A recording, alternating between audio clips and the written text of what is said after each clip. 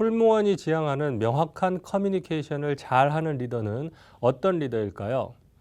우리는 풀무원 커뮤니케이션 리더를 경험의 창을 기반으로 명확하고 구체적이며 올바른 커뮤니케이션을 하는 리더로 정의합니다.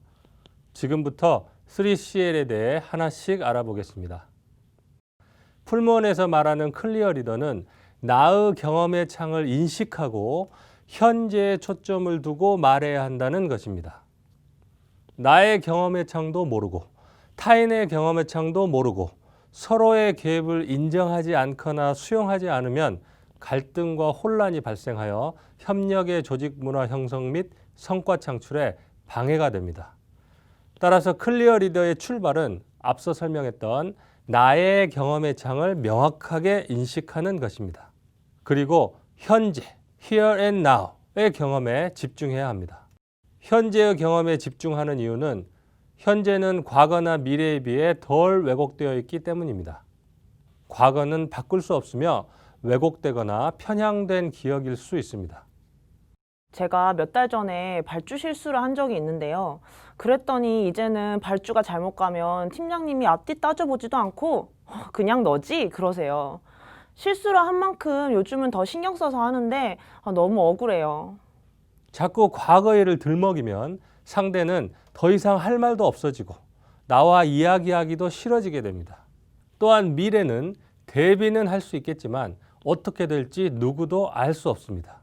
현재의 경험에 집중하는 것은 사실 여부의 검증이 가능하고 보다 책임 있고 건설적인 행동을 선택하는 데 도움이 되기 때문입니다.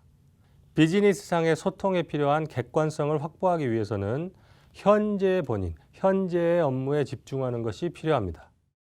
콘크리트 리더란 구체적인 커뮤니케이션을 해야 한다는 것입니다.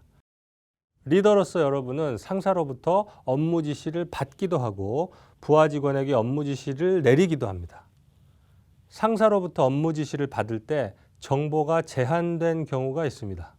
예를 들어 일단 해가지고 와봐 같은 요청을 들으실 때 어떻게 대응하시나요? 도입 가능한 시스템을 좀 팀원들한테 빨리 검토하라고 하니 알겠다고 하고서는 되게 열심히 했어요. 가져온 보고서를 보니까 영 아닌 거예요. 결국은 제가 주말 반납하고 만들었습니다. 근데 일을 시키실 때 배경이나 취지를 좀 같이 말씀해 주셨으면 좋겠어요. 이걸 왜 쓰는지 모르니까 보고서에 어느 범위까지 담아야 되는지 정말 혼란스러웠습니다. 이렇게 제한된 정보로 업무를 받을 때 우리 조직의 가장 흔한 특징은 yes and guess입니다. 즉 상사의 지시를 정확히 알아듣지 못했음에도 일단 알았다, yes 라고 한 뒤 지시사항을 추측, guess해서 일을 처리해 상사를 난감하게 만들곤 한다는 것입니다. yes and guess가 일어나는 경우는 리더가 부하 직원에게 구체적으로 지시하지 않았을 때, 리더 스스로 업무에 대해 구조화, 정리되지 않은 상태에서 지시를 할 때, 리더가 부하 직원이 이해한 것을 제대로 확인하지 않았을 때 일어날 수 있습니다. yes and guess를 방지하기 위해서는 OWEH로 지시받은 업무의 개요를 명확히 확인하여야 합니다.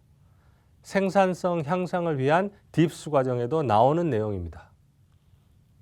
OWEH란 의도, 목적, 배경, 이 업무를 하는 이유가 무엇인가에 대한 why, 일의 산출물, 성과, 무엇을 하려는 것인가에 대한 what, 구체적 기획 및 실행 일정, 언제 할 것인가에 대한 when, 실행 주체, 누가 실시하는가, 누가 결제 전달하는가에 대한 who, 대상 고객, 이해관계자, 누구를 위해 하는 것인가에 대한 whom, 방법, 절차, 도구, 어떤 방법으로 추진할 것인가에 대한 how, 소요, 비용, 얼마나 드는가에 대한 how much를 말합니다.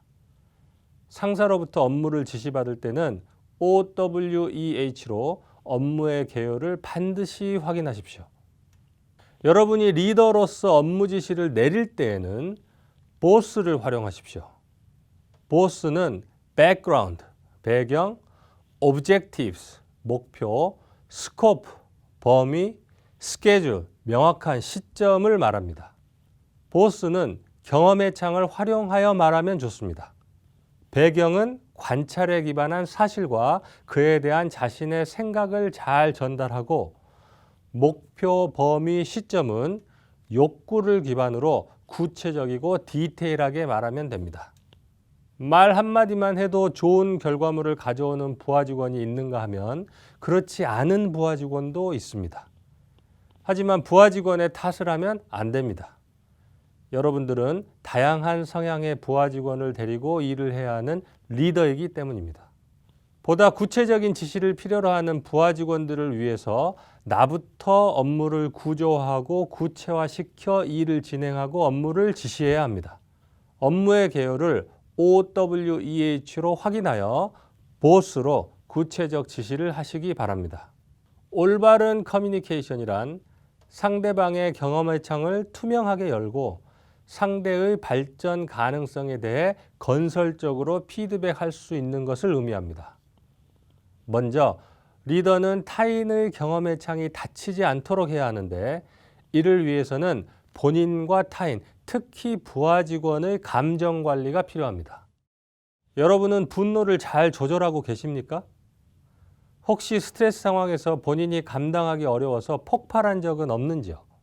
사람들은 누구나 화가 나면 분노를 느낄 수 있고 때때로 이를 표출할 수도 있습니다. 하지만 이게 습관적으로 반복되어서 나타나는 것은 문제입니다. 특히 분노의 원인을 상대방에게 돌리는 것. 예를 들어 나를 이렇게 만든 건 너희들이야 라고 습관처럼 생각하는 것은 문제가 될 수 있습니다. 또 리더가 얼굴이 빨갛게 되어 씩씩거리고 있거나 고함을 지르는 것이 관찰되면 부하 직원으로서는 저 리더와는 더 이상 이야기하고 싶지 않고 이 자리를 빨리 벗어나고 싶다는 욕구를 갖게 됩니다. 결과적으로 부정적 조직 분위기가 형성되고 동기부여는 물 건너가게 되며 성과 역시 저하됩니다. 화를 다스리기 위해서는 잠시 물러나서 내가 화가 난 과정을 생각해 보는 것이 좋습니다. 먼저 화가 올라오는 것을 멈추고 천천히 호흡을 하면서 나의 경험의 창을 솔직하게 들여다보면서 화의 원인이 된 좌절된 욕구나 두려움을 찾아봅니다.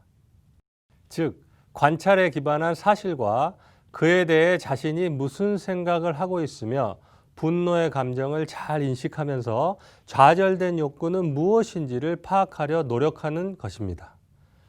또한 분노의 감정에 기반한 나의 행동이 상대의 경험에 미치는 영향까지도 고려해 보는 것이 필요합니다.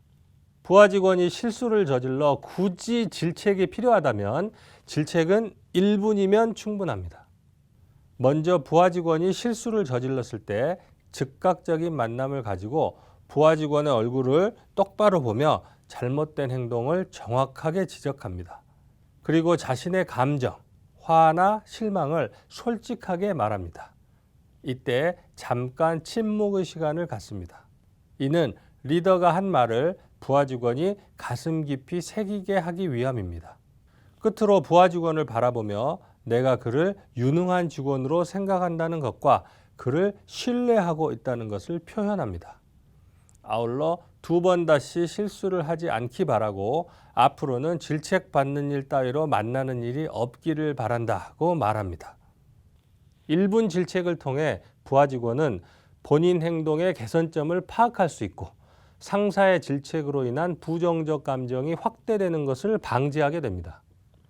이때 주의할 점은 절대로 상대방의 인격이나 인간적인 면을 공격하지 않고 단순히 잘못한 일에 대한 지적과 충고만 해야 하며 모든 부하 직원에게 공평하게 적용해야 합니다. 남가주대학 연구에 의하면 리더가 무능할수록 부하에게 가혹하며 이는 자신의 무능함을 방어하려는 의지가 공격성으로 표출되기 때문이라고 합니다. 리더는 타인 및 부하 직원의 경험의 창을 긍정적으로 열어야 합니다. 이는 풀무원이 강조하는 코렉트 리더의 중요한 한 축입니다. 다음으로 코렉트 리더의 중요한 또 한 축은 바로 올바른 피드백을 제공하는 것입니다. 올바른 피드백이란 상처만 남기는 비난이 아닌 상대의 발전을 위한 피드백으로 듣는 이의 마음을 열어 자발적 동기부여와 성과 향상을 이끌어냅니다. 이를 건설적 피드백이라고 합니다.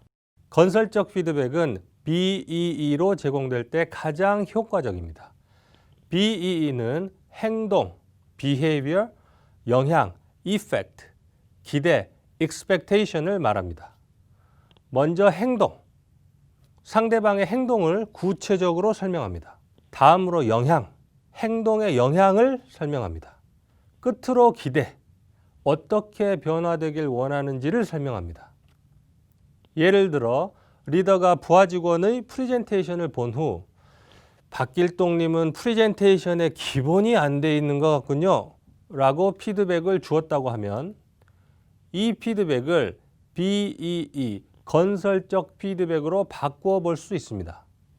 박길동님, 오늘 프레젠테이션에서 5번이나 다시 말해서 라는 표현을 썼는데 라고 구체적인 행동을 설명한 후 사람들은 똑같은 말을 반복한다고 느끼고 지루해하거나 집중도가 떨어질 수 있다고 생각합니다. 라고 그 행동의 영향을 설명합니다. 그리고 반복적인 표현은 한두 번으로 줄이고 다른 표현을 사용하는 것이 좋을 것 같습니다. 어떻게 생각하십니까? 라고 리더의 기대를 제시한다면 매우 효과적일 것입니다. 사실 칭찬하는 것보다 잘못하는 부분이나 부족한 부분을 얘기해 주는 게 훨씬 어렵잖아요. 그런데 교육에서 배운 대로 건설적 피드백을 사용하니까 팀원들에게 보다 구체적으로 도움을 줄 수 있게 되었습니다.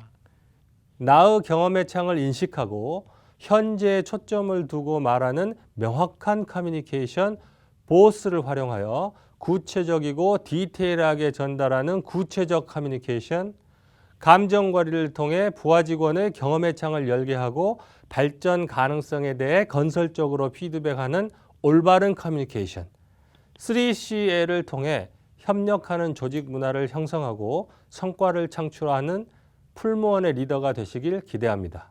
감사합니다.